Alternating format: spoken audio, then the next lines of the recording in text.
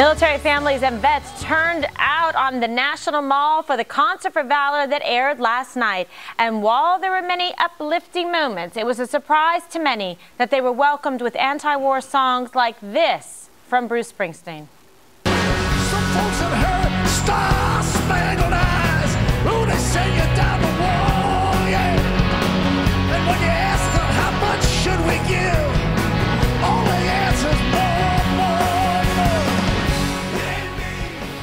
Okay, so this caused a bit of a controversy. Bowling, I mean, what's your take on it? Obviously, Bruce Springsteen is an incredible musical performer. Yeah, he's very talented. I'm an absolute First Amendment free speech advocate, but that said, you know, you have to have a little common sense. Choosing that song and a couple of the other songs, anti-war songs, what a mistake. It's Veterans Day. And then Eminem coming out saying, you know, dropping the F-bomb 12 times, including twice as he's introed, his first words out of his mouth. Come on, guys, common sense. These are heroes. Kids are watching this. HBO showed it. There was probably millions of young people watching. Bad timing.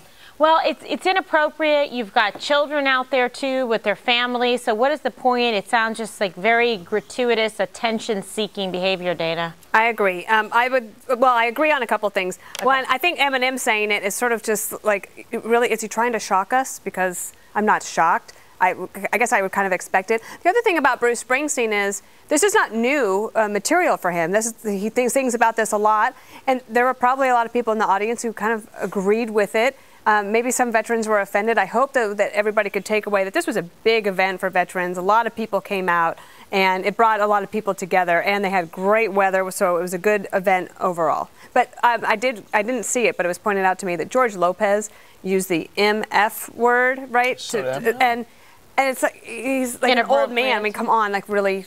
It's not attractive anymore. The other thing is, if you're going to hire Springsteen, here's the guy that one of his biggest songs was Born in the USA, which was an anti-war song. It goes back to the people who do the hiring. Somebody brought these people here. Somebody had to ask themselves the question, if I bring Springsteen up here, is he going to do something? Probably yes. Yeah. Right. So I would get it back to the organizers, and they could have put somebody else up there instead of those two guys. He still performed it, Bob. That's like blaming Porter when you get bleeped. Here's the thing, though. Porter bleeps me. You see how Bob made an argument for himself? That's because Porter's a bleeping idiot. That's why.